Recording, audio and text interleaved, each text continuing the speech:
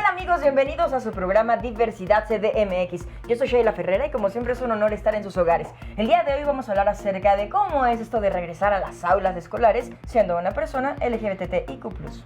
Hola, yo soy Daniel Vives Ego y el día de hoy vamos a ver que los profesores y las profesoras son pieza fundamental para erradicar la discriminación en la juventud LGBTIQ+. ¡Hey! ¿Cómo están? Yo soy Johnny Carmona y los invito y las invito a que se comuniquen con nosotros y nos compartan sus experiencias de cuando estaban en la escuela o si están en la escuela, cómo les va con eso del acoso, la discriminación y la inclusión. Y sin más, ¡comenzamos!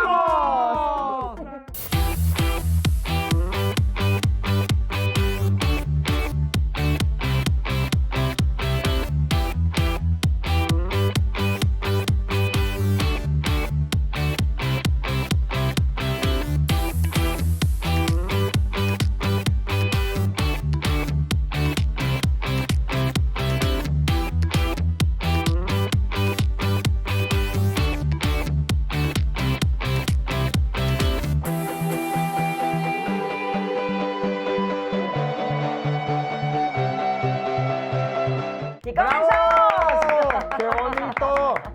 Oigan, pues antes que nada, muchísimas gracias al Museo de la Ciudad de México, que depende de la Secretaría de Cultura, por ofrecernos este maravilloso Y espacio. sobre todo la biblioteca Jaime Torres Bodet. No Vedet, Bodet, señoras Ay, y Sheila, señores. por favor. No como esta señora. El señor se acaba de retorcer en su tumba. En su tumba. Pero bueno, le mandamos besos a Jaime. Oigan, muchísimas gracias por este espacio y queremos empezar con algo muy interesante. Justo ya que tenemos aquí de fondo como libros, ¿no? Que es el tesoro del historia, saber. exactamente el tesoro del saber.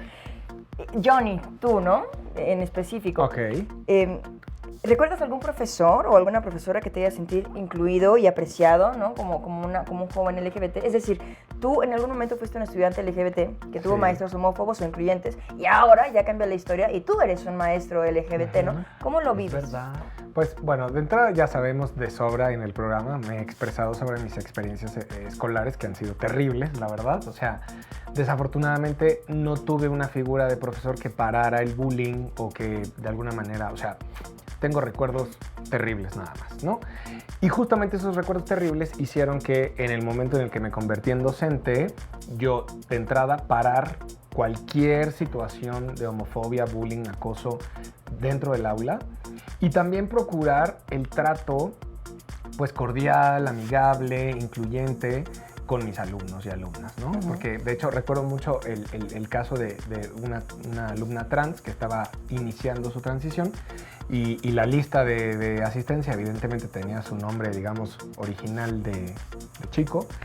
Y yo sí, después de clase, le dije, oye, permíteme unos minutos y platiquemos cómo me refiero a ti. Y le dije, y perdóname que sea como tan tonto en preguntártelo así, tan así, pero... Es con respeto, ¿no? Exacto, pero que sí quisiera como referirme a ti correctamente, ¿no? Entonces tuvimos un momento muy interesante y después...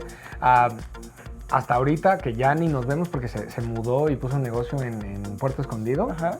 nos llevamos muy bien y platicamos y todo, y hoy es una divina mujer trans. ¿Tú cómo lo viviste? Yo lo viví diferente porque en la escuela de varones donde yo estaba, Ajá. tenía un maestro, el profesor Arroyo, que era el maestro de etimologías grecolatinas. Y entonces este hombre me hizo sentir la primera vez que yo estaba defendido fuera de mi casa. Y esto sucedió de la siguiente manera. Yo tenía a mi novio, en ese momento mi primer novio, un español divino, el señor Antón, y entonces resultó que estábamos un día así, guacha, y de repente alguien más se burló y alguien dijo, es que claro, son novios. Y el maestro Arroyo dijo, sí, ¿y qué? Fue la primera vez que yo escuché eso y yo dije, ¿por qué está hablando por mí? Se nos nota cómo está el rollo. Era la primera vez que una persona, digamos un docente, estaba entrando a saco, ¿sabes? Claro. para defenderme. ¿Qué les parece si vamos a ver nuestro box CDMX para escuchar lo que tiene que decir en esta ocasión la gente de nuestras calles?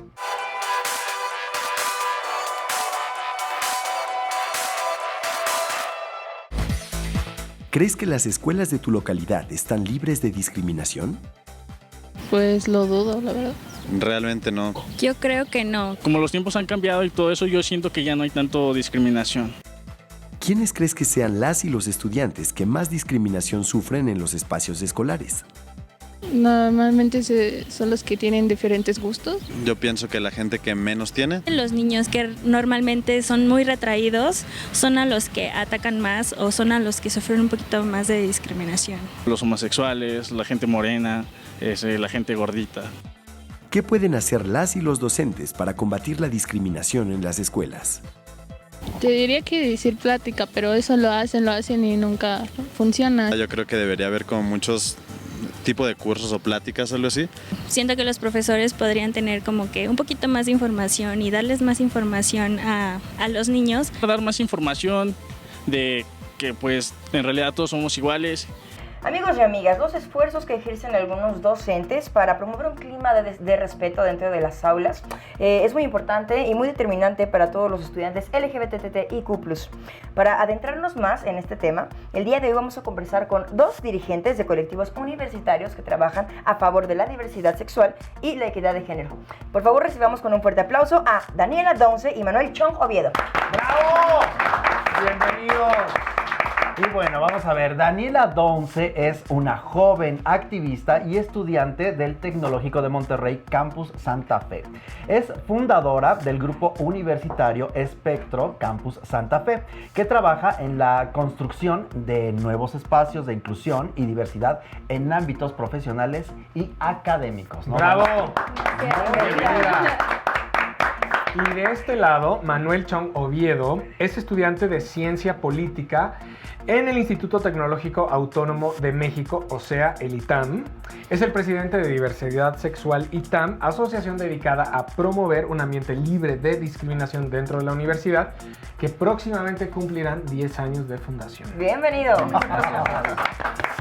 bien. Bueno, chicos, compártanos, por favor, cómo es que se vive desde adentro la diversidad en estas escuelas. Pues yo creo que te puedes encontrar de todo. En general yo creo que es bastante positivo. También, o sea, ha ido creciendo mucho en los últimos 5 años, se puede ver una gran diferencia. Y, o sea, sí, puedes encontrar desde lo peor hasta lo mejor, ¿no? A mí me gusta más contar las cosas bonitas. Es importante poner un énfasis en las Sí, cosas, ¿no? sí, Como los hechos de discriminación, pero como lo dices, o sea, hace 5 años tú notas, ¿no? Que en tus espacios de escuela, ¿no? Y de aprendizaje hay muchísimo más que inclusión, aceptación, respeto, visibilidad. ¿Qué es lo que más reconoces tú? Yo creo que lo que más reconozco es que le puedes contar como a cualquier persona. Por ejemplo, yo no tengo problema en llegar con compañeros o maestros y decir como, ah, sí, mi novia, o ah, sí, soy gay, o esta es mi historia, y no tengo ningún tipo de barrera. Entonces, o miedo a ser o miedo, a algún exacto. maestro o algún comentario. Sí, claro que te puedes encontrar de todo, ¿no? Hay veces que sí como que no te sientes tan cómodo, pero yo creo que el 80% te sientes cómodo y como el otro 20% como que sí lo lees y sí es como, chance con esta persona, no. Manuel, ¿y tú cómo te sientes allá en el ITAM? Pues mira, te cuento, nosotros ya vamos a llegar a cumplir 10 años, entonces al principio sí fue muy difícil la creación de un grupo universitario dentro del ITAM, pero hoy en día las cosas han avanzado muchísimo, o sea, muchísimo. Yo la verdad admiro a mi universidad, admiro cómo nos tratan ahí. Yo creo que nosotros ya estamos muy incluidos y muy aceptados dentro de la comunidad. Sí hay los casos excepcionales, como en todos lados, pero al final yo creo que ha sido una experiencia muy, muy positiva y pues me siento orgulloso de poder presidir esta organización que estamos haciendo tanto. Pero de hecho todo, al menos de las experiencias que nos cuentan, todo fue a raíz de la fundación de estos grupos. O sea, que efectivamente los grupos a lo largo de 5 o 10 años ha hecho por generar estos espacios, por promover la inclusión, exactamente. O sea, porque antes de la fundación de estos grupos la cosa era otra, ¿no?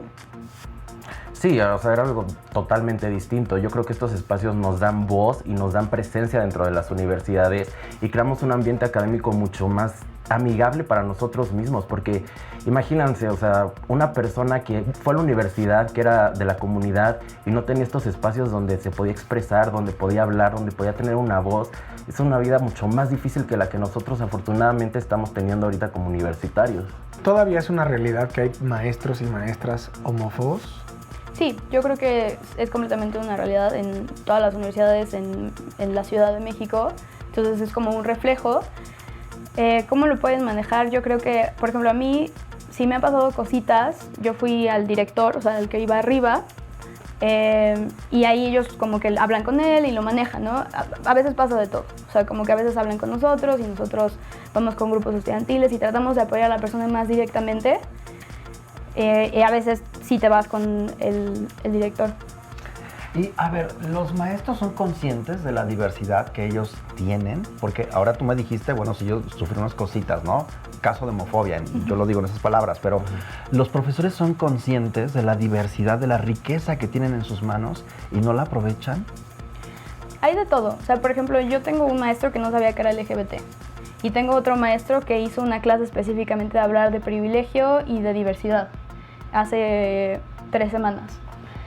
Y tengo otros maestros que como que, o sea, cuando le dices como sí soy gay, como que no lo enfatizan, es como ¿no?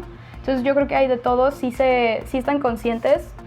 Si algo me gusta del ITAM es que hay una cátedra muy amplia, o sea, de todo el espectro político, todo el espectro ideológico, todo el espectro. Entonces yo al final sí creo que hay maestros que nos aceptan, maestros que nos explotan, o sea, nos explotan no de... nos sacan positivamente. Sacan lo mejor. Exacto, lo entendimos, no te apures. Sacan lo mejor de nosotros. Pero también sí hay maestros muy conservadores en el ITAM, sigue habiendo lamentablemente, que a mí lo que me molesta es que ya en las aulas los maestros impriman algo que no debería estar ahí. O sea, entiendo la libertad de cátedra, entiendo la libertad de expresión, pero ya cuando tienes a un alumno LGBT en el aula y de repente haces comentarios como los homosexuales se van a ir al infierno o cosas así, la verdad... Tienes una responsabilidad muy grande como maestro, ¿no? No, y que además... figura pública, ¿no? Entonces no puedes estar diciendo... tu libertad de expresión se termina en el momento en el que tú vulneras los derechos de otra persona, entonces tienes que ser cuidadoso. Y la línea entre libertad de expresión y discurso de odio es muy delgada. Y muy peligrosa. Ahora, me emociona muchísimo, o sea, en demasía, poder escuchar que en estos dos lugares, ¿no? Tanto en el ITAM como en el TEC, que para muestra es un botón, tenemos esta experiencia, ¿no? Fortuita en la mayoría de su porcentaje.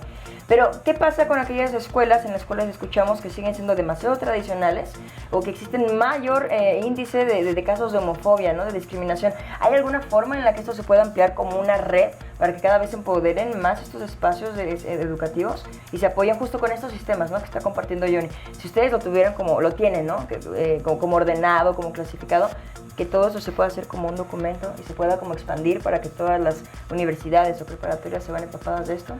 Pues fíjate que los diferentes miembros de los grupos LGBT de distintas escuelas tenemos contacto entre nosotros muy regular, o sea, no es como que no nos conozcamos, no es que no sepamos lo que hace el otro. Estamos trabajando en un proyecto para incluirnos todos y para sacar algo adelante. Yo creo que eso es lo que más necesitamos y lo que se viene adelante, pero pues también tiempo, ¿no? Porque... Sí, o sea, lo ideal sería una red de universidades, o sea, de estos grupos LGBT de universidades. Que no son meramente privadas, sino universidades exactamente, en general. Apoyar a otra universidad que ya sabemos que tiene mayores problemas y tiene un grupo menor o con menor incidencia, ¿no? Oye, dijiste una palabra fantástica, ideal. ¿Cuál sería para ustedes dos el aula ideal? Yo lo que he peleado mucho, por ejemplo, es los baños, que haya baños de género neutro y hay como muchas interpretaciones erróneas de qué es un baño de género neutro. Para mí, por ejemplo, en la universidad que yo estuve, que me intercambié en Vancouver, todos los baños había un baño colectivo de mujeres, un baño colectivo de hombres y un baño de género neutro, individual, para que cualquier persona pudiera entrar. Para mí una aula perfecta tendría esos baños. Ok. Pues para mí la aula perfecta es un aula donde se pueda expresar la diversidad, donde nosotros podamos hablar, donde nosotros podamos decir cómo nos sentimos, sin miedo a que un maestro, a que una autoridad, a que un compañero, porque también suele pasar con los compañeros, digo, estamos muy avanzados, pero suele pasar con los compañeros, te limiten, o sea, porque a veces esta autocensura existe y yo creo que esta autocensura existe mucho dentro de nosotros en la comunidad, porque es, ¿qué tal que haga un comentario inapropiado? ¿Qué tal que haga un comentario que pueda generar algo en otra persona? No sé, a mí eso es lo que me preocupa. ¿Puedo agregar Sí, un no poco a lo que sentir con- dijiste? el no conducirte con miedo, quizá también. Dani, ¿qué decías, Sí, perdón? o sea, agregándole un poco a eso, un aula perfecta también es un lugar donde todo el mundo puede estar orgullosos de las personas que son, ¿no? A Eso es pesar de todo. Eso es muy hermoso. Pues Chicos, ustedes dos, qué belleza, ahora sí que muchas son gracias. parámetro de vida para muchas generaciones, repito, que vienen. Pues- son muy valientes y lo que están haciendo es increíble. Sonará muy trillado, pero definitivamente el futuro de nuestro México, de nuestra sociedad, de la comunidad, ¿no? Y muchísimas gracias por seguir peleando por hacer las cosas correctas.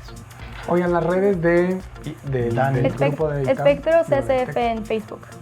Muy bien. Todo junto. Nosotros, Diversidad de ITAM en Facebook, @Diversidad de ITAM en Twitter, y pues no, nosotros orgullosos de hacer este trabajo y lo hacemos con pasión, o sea, nosotros de verdad nos dedicamos y lo hacemos con la vocación y con todo el amor para nuestras universidades. Ay, pero las emociones, se siente bonito aquí al lado. Eso hace falta. Bueno, pues Muchas gracias. ahora sí que muchísimas gracias. Un aplauso y nosotros ¡Bravo! vamos y regresamos aquí en Diversidad CDMX.